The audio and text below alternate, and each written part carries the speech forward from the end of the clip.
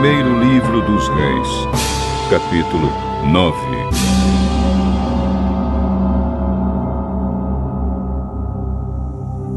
Depois que Salomão acabou de construir o templo e o palácio real e tudo mais que havia planejado construir, o Senhor Deus apareceu outra vez a ele, como havia aparecido em Gibeão. O Senhor lhe disse: Eu ouvi a sua oração e o pedido que você fez na minha presença. Declarei santo este templo que você construiu como lugar onde serei adorado para sempre. Eu tomarei conta dele e sempre o protegerei. Se você me servir com um coração sincero e honesto como Davi, o seu pai, serviu, e se obedecer às minhas leis e ordens e fizer tudo o que eu mandar, então eu cumprirei a promessa que fiz a Davi, o seu pai, quando lhe disse que Israel sempre seria governado pelos descendentes dele. Mas se você ou seus descendentes deixarem de me seguir, se desobedecerem às leis e aos mandamentos que eu lhes dei, e se adorarem e servirem outros deuses, então eu arrancarei Israel, o meu povo, da terra que lhe dei. E também abandonarei este templo que separei para ser o lugar onde devo ser adorado. Aí todos os povos vão desprezar e zombar de Israel. Este templo virará um monte de ruínas, e todos os que passarem por perto dele ficarão chocados e espantados e perguntarão: por que foi que Deus fez isto com esta terra e com este templo? E a resposta será: foi porque os israelitas abandonaram o Senhor, seu Deus, que tirou os antepassados deles do Egito. Eles seguiram outros deuses e os adoraram e os serviram.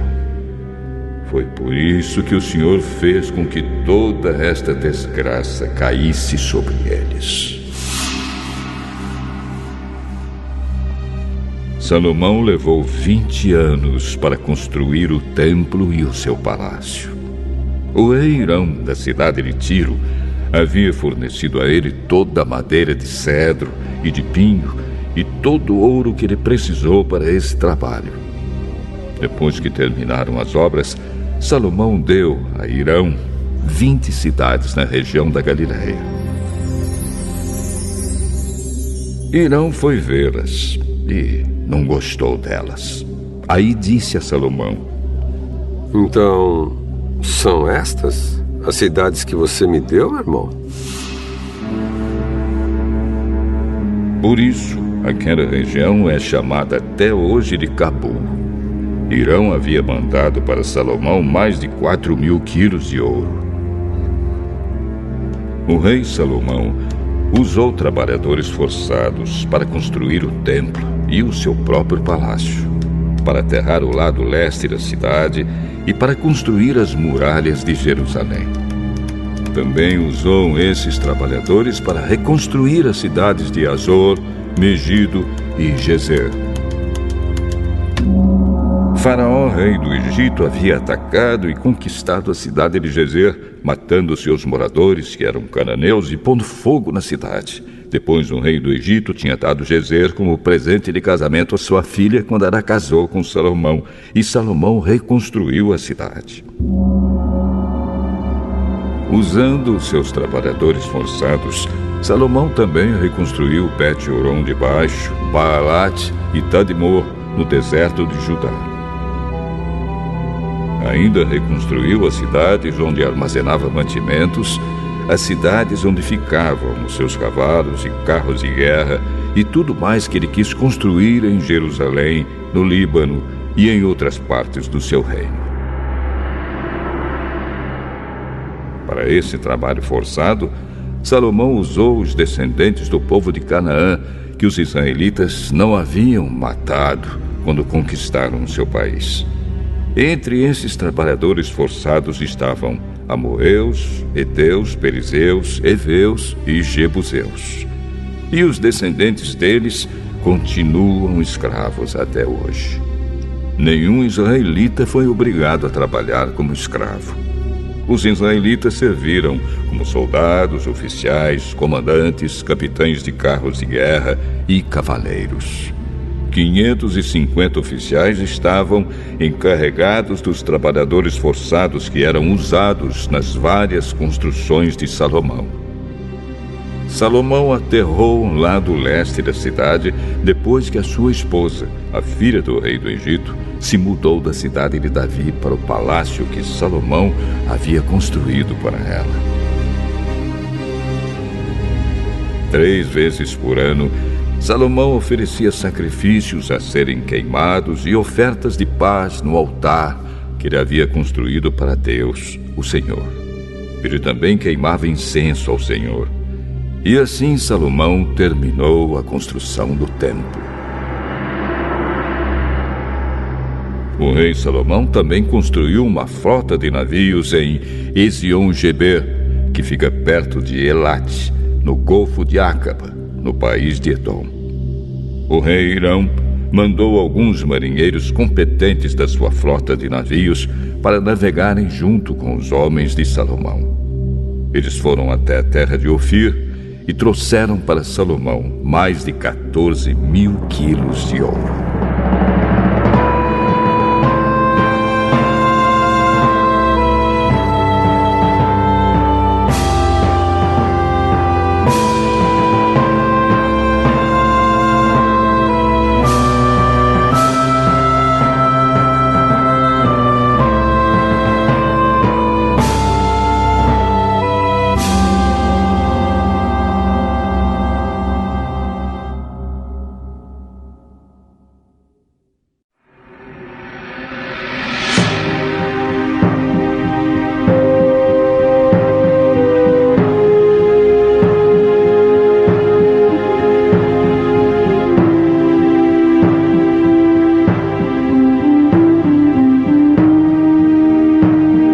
Primeiro livro dos Reis, capítulo 10.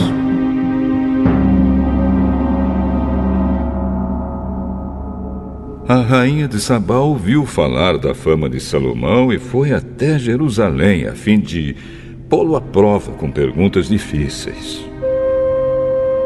Ela chegou com um grande grupo de servidores e também com camelos carregados de especiarias, pedras preciosas e uma grande quantidade de ouro.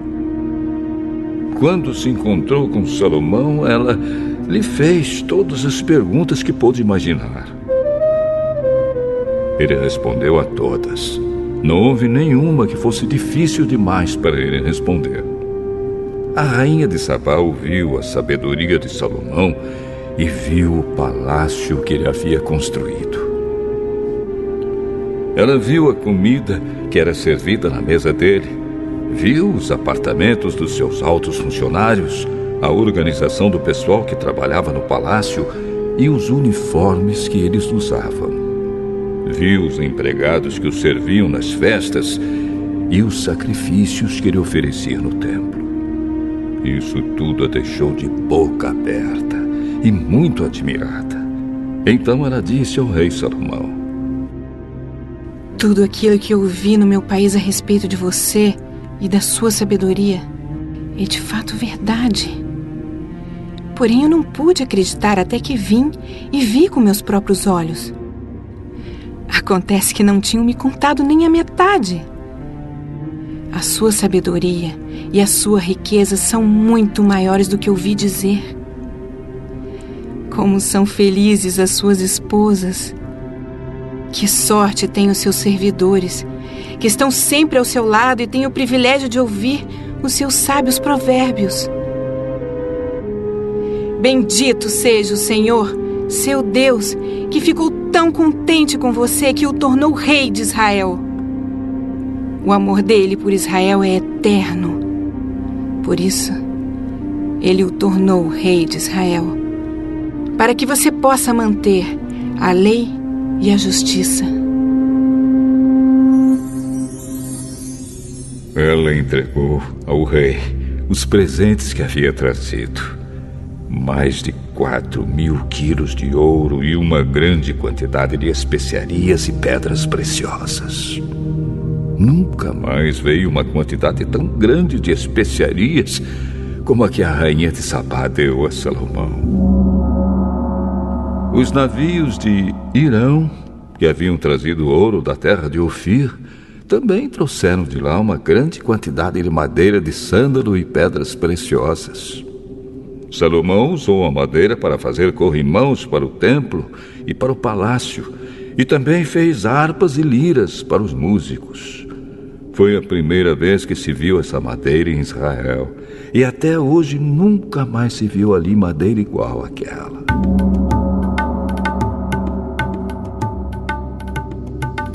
O rei Salomão deu à rainha de Sabá tudo o que ela quis e pediu, além de todos os outros presentes de costume.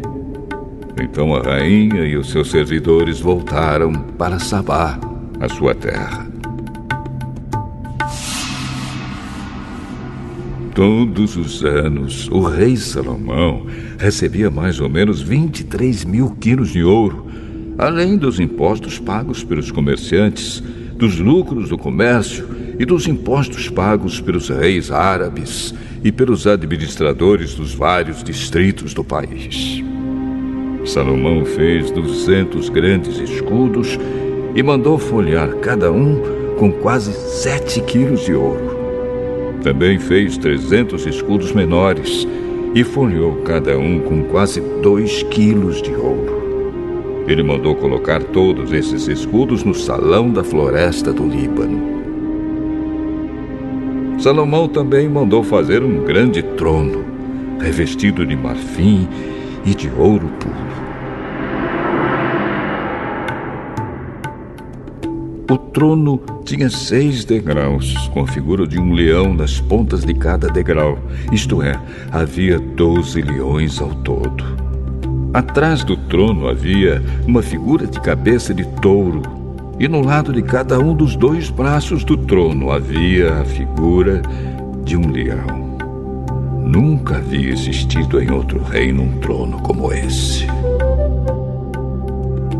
Todas as taças que o rei Salomão usava para beber eram de ouro, e todos os objetos do salão da floresta do Líbano eram de ouro puro. Não se usou prata, porque no tempo de Salomão esse metal era considerado sem valor. Salomão tinha uma frota de navios que viajava junto com a frota de Irão. Cada 3 anos a sua frota voltava, trazendo ouro, prata, marfim, macacos e micos. O rei Salomão era mais rico e mais sábio do que qualquer outro rei. E pessoas do mundo inteiro queriam ir ouvir a sabedoria que Deus lhe tinha dado. Todos aqueles que chegavam traziam um presente para ele: objetos de prata e de ouro, roupas, armas, especiarias, cavalos e mulas. E foi assim ano após ano.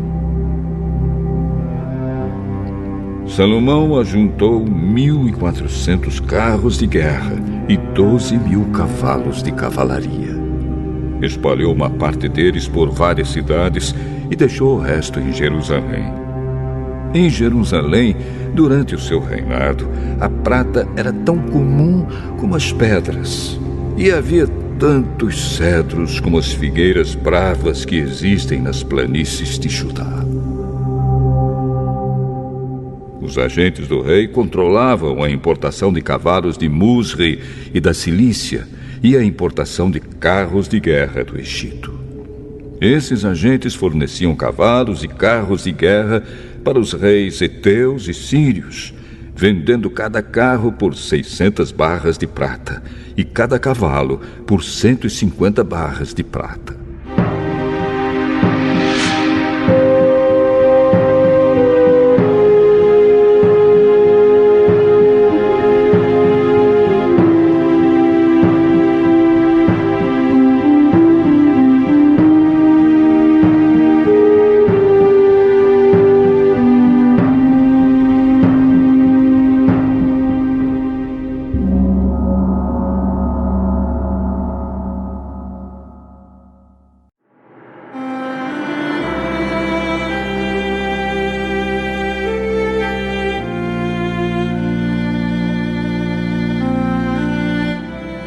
Hebreus, capítulo 3.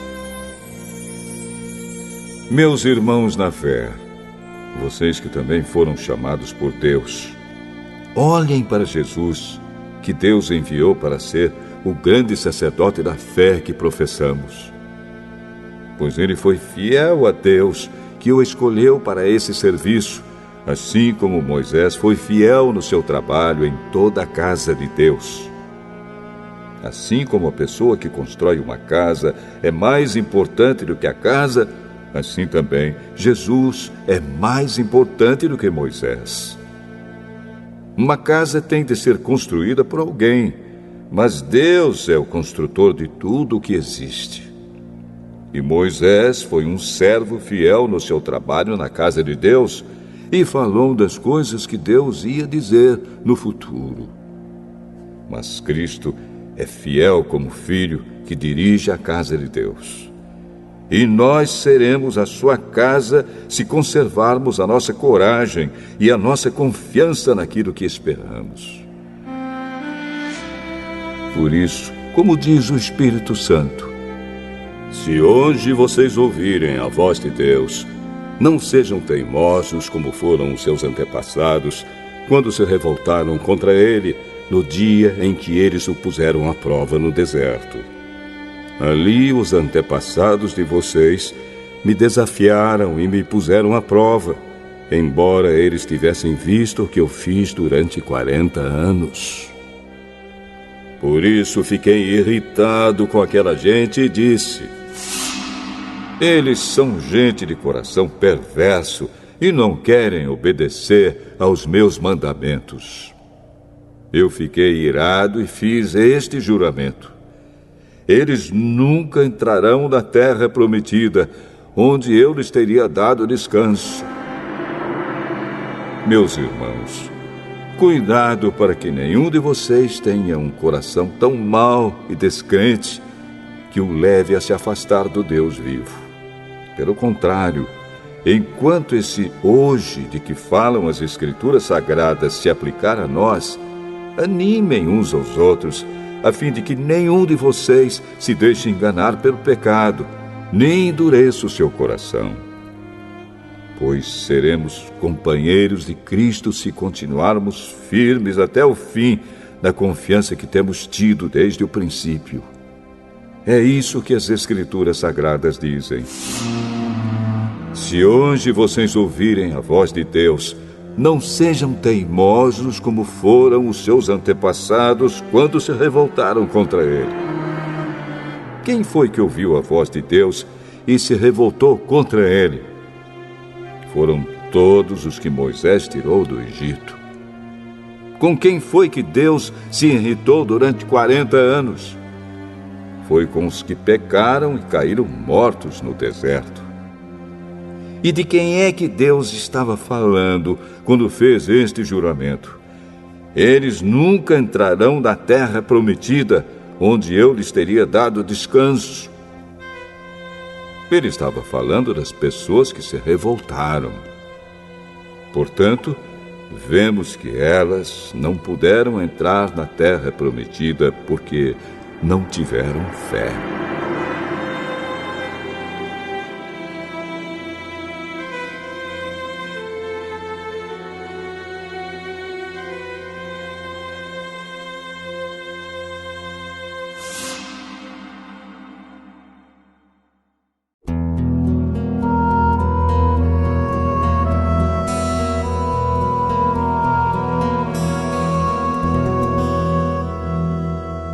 Hebreus, capítulo 4.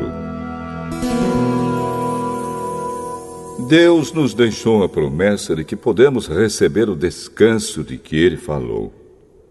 Portanto, tenhamos muito cuidado para que Deus não julgue que algum de vocês tenha falhado, deixando assim de receber esse descanso. Pois, assim como aquelas pessoas ouviram, também nós ouvimos a boa notícia.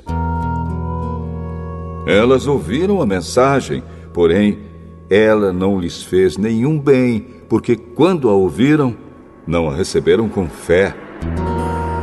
Portanto, nós, os que cremos, recebemos o descanso prometido por Deus, como Ele mesmo disse. Eu fiquei irado e fiz este juramento. Eles nunca entrarão na terra prometida, onde eu lhes teria dado descanso. Ele disse isso, embora o seu trabalho já estivesse terminado, desde o tempo em que havia criado o mundo. Pois a respeito do 7º dia está escrito o seguinte em alguma parte das Escrituras Sagradas: no 7º dia, Deus descansou de todo o trabalho que ele havia feito. E o mesmo assunto é repetido. Eles nunca entrarão na terra prometida, onde eu lhes teria dado descanso. Aqueles que foram os primeiros a ouvir a boa notícia não tiveram fé e por isso não receberam esse descanso. Portanto, há outros que vão recebê-lo. A prova disso é que Deus marca outro dia chamado hoje. Ele falou disso muitos anos depois, por meio de Davi, no trecho das Escrituras já citado. Se hoje vocês ouvirem a voz de Deus, não sejam teimosos. Se Josué tivesse dado ao povo esse descanso, Deus não teria falado mais tarde a respeito de outro dia. Assim, ainda fica para o povo de Deus um descanso, como o descanso de Deus no 7º dia. Porque quem receber o descanso que Deus prometeu, vai descansar de todos os seus trabalhos, assim como Deus descansou dos trabalhos dele. Portanto, façamos tudo para receber esse descanso, e assim nenhum de nós deixará de recebê-lo, como aconteceu com aquelas pessoas por terem se revoltado. Pois a palavra de Deus é viva e poderosa e corta mais do que qualquer espada afiada dos dois lados.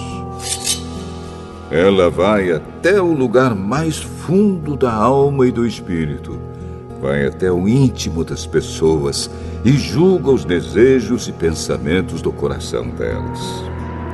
Não há nada que se possa esconder de Deus.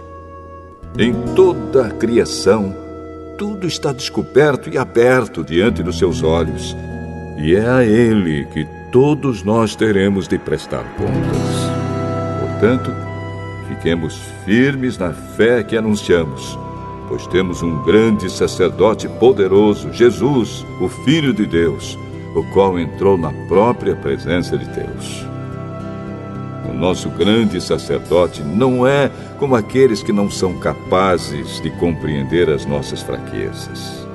Pelo contrário, temos um grande sacerdote que foi tentado do mesmo modo que nós, mas não pecou. Por isso, tenhamos confiança e cheguemos perto do trono divino onde está a graça de Deus.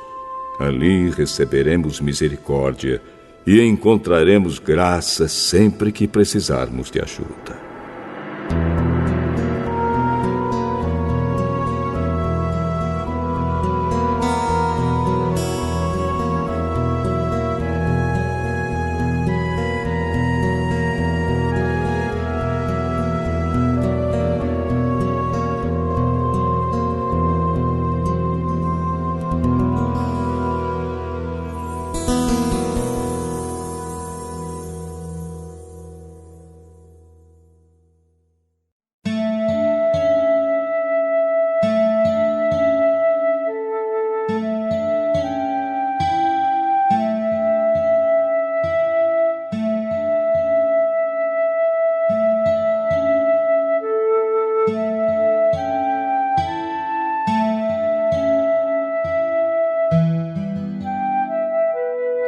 Provérbios, capítulo 4.